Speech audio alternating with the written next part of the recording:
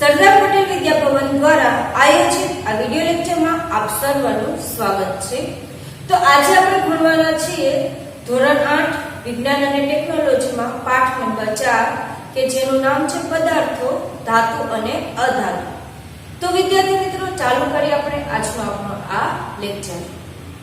તમે તમારી આજુબાજુ ઘણા બધા પદાર્થોને જોયા હશે કે જે લોખંડ, એલ્યુમિનિયમ, તાંબુ વગેરે ધાતુમાંથી બનેલા હોય છે। અન્ય અમુક પદાર્થો જેમ કે ટેબલ જોવો છો, દરવાજા જોવો છો કે જે કોઈ પ્લાસ્ટિક અથવા તો લાકડામાંથી પણ બનેલા હોઈ શકે છે। તો આ રીતે પદાર્થો કઈ વસ્તુમાંથી બનેલા છે, તે ધાતુમાંથી બનેલા છે, અધાતુમાંથી બનેલા છે, તો તેના વિશે આપણે અભ્યાસ કરવાના છીએ। તો પહેલા આપણે જોશું ધાતુના ભૌતિક ગુણધર્મો। શેનો અભ્યાસ કરવાના છીએ? ધાતુના ભૌતિક ગુણધર્મો। ભૌતિક ગુણધર્મો એટલે કે જે બહારથી દેખાતો હોય, કોઈ બહારનો દેખાવ હોય, બહારથી આપણે જેનું નિરીક્ષણ કરી શકતા હોય, તે બધા લક્ષણોને કહેવામાં આવે છે ભૌતિક ગુણધર્મો। તો ધાતુના ભૌતિક ગુણધર્મો જોશું પહેલા।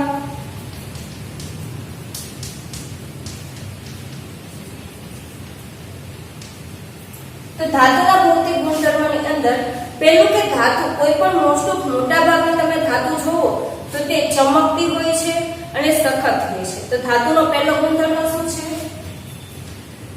સખત અને ચમકતી હોય, આ તેનો પહેલો ગુણધર્મ છે। મોટા ભાગની જેમ કે તમે લોખંડ, એલ્યુમિનિયમ,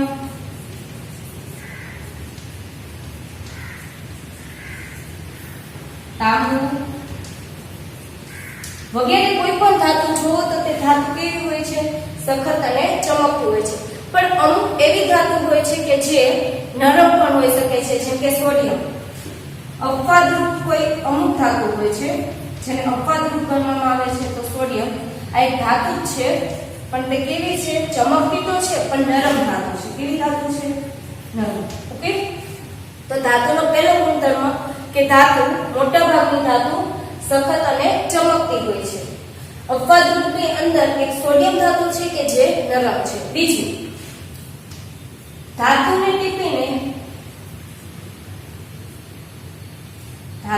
ટીપીને પાતળા પતરા બનાવી શકાય છે।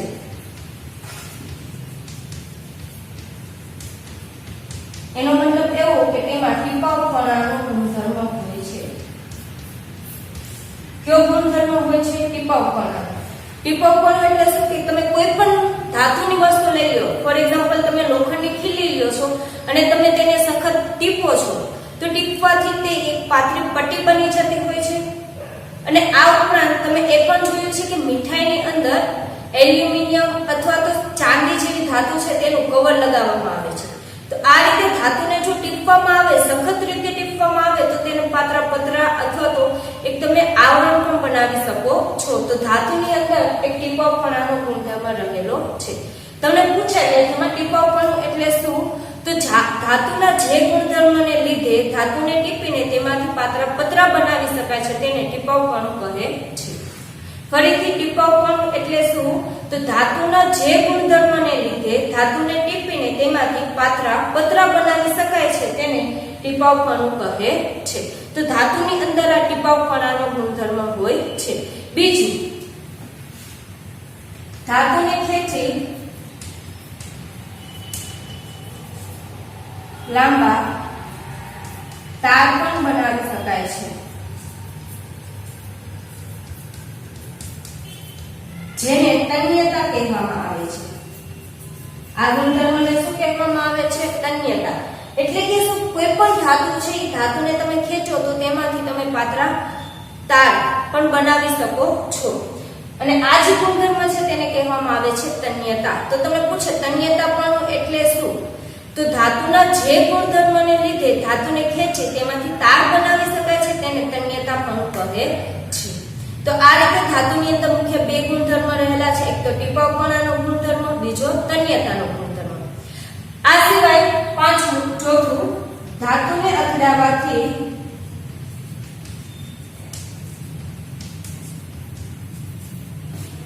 રણકાર ઉત્પન્ન કરે છે। રણકાર ઉત્પન્ન કરે છે। એટલે ધાતુને રણકારયુક્ત પણ કહેવામાં આવે છે. શું કહેવામાં આવે છે? રણકારયુક્ત. શું કામ? તો કોઈ પણ ધાતુને તમે અથડાવો, તેને પછાડો તો તેમાંથી રણકાર ઉત્પન્ન થાય છે, અવાજ ઉત્પન્ન થાય છે, જેને રણકારયુક્ત કહેવામાં આવે છે. એ પણ વ્યાખ્યા આ બંને વ્યાખ્યાની જેમ જ છે કે ધાતુના જે ગુણધર્મને લીધે ધાતુને અથડાવાથી તેમાં રણકાર ઉત્પન્ન થાય છે તો તેને રણકારયુક્ત કહેવામાં આવે છે. ઓકે, ફરીથી એકવાર જોઈ લઈએ. ટીપવવાનું એટલે શું? કે ધાતુના જે ગુણધર્મને લીધે ધાતુને સખત ટીપવાથી તેમાંથી પતરા બનાવી શકાય છે તો તેને કહેવામાં આવે છે ટીપવવાનું. તન્યતા એટલે શું? તો ધાતુના જે ગુણધર્મને લીધે ધાતુને ખેંચી તેમાંથી તાર બનાવી શકાય છે તો તેને કહેવામાં આવે છે તન્યતા. રણકારયુક્ત એટલે શું? કે કોઈ પણ ધાતુના જે ગુણધર્મને લીધે ધાતુને અથડાવાથી તેમાં રણકાર ઉત્પન્ન થાય છે તો તેને કહેવામાં આવે છે રણકારયુક્ત.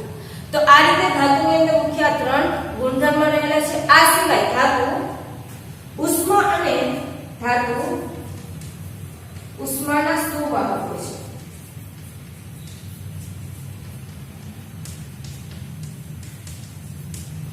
તમને ખબર છે તમે કોઈ પણ ધાતુમાંથી બનેલી વસ્તુ, પાત્ર હોય અથવા તો તવાને, ગરમ તવાને અડો તો તમે દાઝી જાવ છો. શા માટે?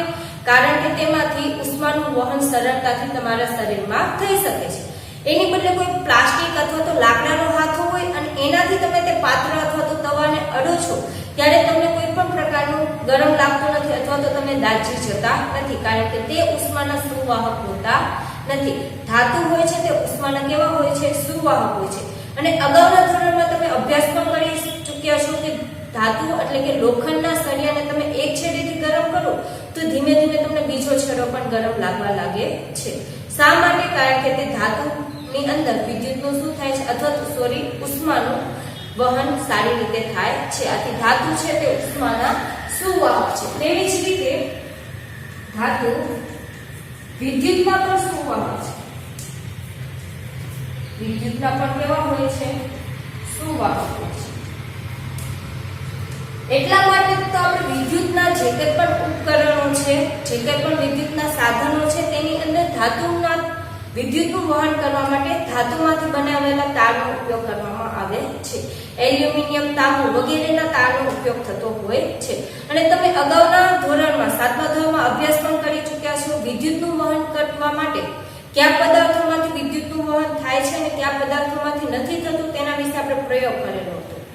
એક બલ્બ લીધો હતો અને બેટરી, એની વચ્ચે આપણે અલગ અલગ ઉપકરણો જોડતા હતા, જેમાં આપણે કોઈ ચાવીનું લોખંડ અથવા તો ધાતુમાંથી ચાવીનો ઉપયોગ કરી તો વિદ્યુતનું વહન થતું હતું. એની જગ્યાએ તમે રબર અથવા તો લાકડાનો ટુકડો લેતા હતા તો તેમાંથી વિદ્યુતનું વહન થતું ન હતું. તો આ રીતે જે પણ ધાતુ હોય છે તે વિદ્યુતના કેવા હોય છે? સુવાહક હોય છે. આથી તાંબુ અને એલ્યુમિનિયમ જેવા ધાતુનો ઉપયોગ તાર બનાવવા માટે કરી શકાય છે, જે વિદ્યુત તાર છે તે બનાવવા માટે થઈ શકે છે. તો આ રીતના હતા તમારા ધાતુના ભૌતિક ગુણધર્મો. કયા કયા? ધાતુ સખત અને ચમકતી હોય છે. અપવાદરૂપ એક ધાતુ છે સોડિયમ, કે જે નરમ ધાતુ છે. બીજું કે ધાતુ મોટા ભાગે ઘન સ્વરૂપમાં હોય છે.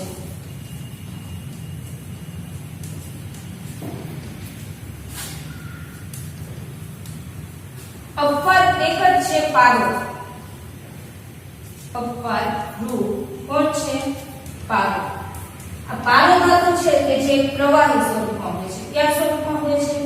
પ્રવાહી. ઓકે, તો આ રીતે તમે ભણી ચૂક્યા ધાતુના ભૌતિક ગુણધર્મો. કયા કયા? ધાતુ સખત અને ચમકતા હોય છે. જેમ કે ઉદાહરણ લખો તો લોખંડ, એલ્યુમિનિયમ, તાંબુ વગેરે. એના પછી એમાં એક અપવાદરૂપ ધાતુ છે સોડિયમ, કે જે કેવી છે? નરમ ધાતુ છે. બીજું કે ધાતુને ટીપીને તેમાંથી પતરા બનાવી શકાય છે. ધાતુને ખેંચીને લાંબા તાર બનાવી શકાય છે. ધાતુને અથડાવવાથી એક રણકાર ઉત્પન્ન કરે છે. ધાતુ ઉષ્માના સુવાહક હોય છે, વિદ્યુતના પણ સુવાહક હોય છે અને મોટાભાગની ધાતુ ઘન સ્વરૂપમાં હોય છે. પણ એક અપવાદરૂપ પારો જે ધાતુ છે પણ તે કેવું છે? પ્રવાહી સ્વરૂપમાં, અને તેનો ઉપયોગ આપણે થર્મોમીટરમાં તાપમાનને માપવા માટે કરી શકીએ છીએ.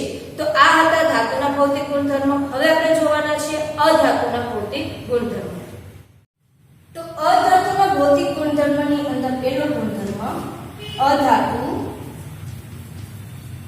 ઘન, પ્રવાહી અને વાયુ ત્રણેય સ્વરૂપમાં જોવા મળે છે. ઓકે, અધાતુ છે તે ઘન સ્વરૂપમાં પણ હોઈ શકે છે, પ્રવાહી સ્વરૂપમાં પણ હોઈ શકે છે અને વાયુ સ્વરૂપમાં પણ હોઈ શકે છે. ઘન સ્વરૂપ તરીકે આપણે જોશું તો આવશે તેમાં ગ્રેફાઇટ. ઓકે, પ્રવાહી સ્વરૂપની અંદર આયોડીન અને વાયુ સ્વરૂપ તરીકે તેમાં આવશે ઓક્સિજન, નાઇટ્રોજન વગેરે. ઓકે, તો આ રીતે જે તમારી અધાતુ છે તે ઘન સ્વરૂપમાં પણ હોઈ શકે છે, પ્રવાહી સ્વરૂપમાં પણ હોઈ શકે છે અને વાયુ સ્વરૂપમાં પણ હોઈ શકે છે. બીજું કે અધાતુ છે તે મોટા ભાગે નરમ અને ઝાંખું હોય છે. કેવું હોય છે? નરમ અને ઝાંખી હોય છે. અધાતુ નરમ અને ઝાંખી હોય તેમાં પણ અપવાદ છે. જે આયોડીન છે, આયોડીન અને ગ્રેફાઇટ તે ચમકતી અધાતુ છે. કેવી છે? ચમકતી અધાતુ. આ શું છે? અપવાદ છે. બાકીની જે કંઈ પણ અધાતુ છે તે કેવી છે? નરમ અને ઝાંખી છે. પણ જે આયોડીન અને ગ્રેફાઇટ છે તે ચમકતી અધાતુ છે. નરમ અને ઝાંખીની અંદર તમે સલ્ફર લઈ શકો છો કે જે ઘન સ્વરૂપમાં હોય છે પણ કેવું હોય છે? ઝાંખું હોય છે. ઓકે, ત્રીજું, તેમાં અધાતુમાં તન્યતા કે ટીપાવપણાનો ગુણધર્મ હોતો નથી. ટીપાવપણાનો ગુણધર્મ હોતો નથી. ઓકે, અધાતુમાં તન્યતા કે ટીપાવપણાનો ગુણધર્મ હોતો નથી.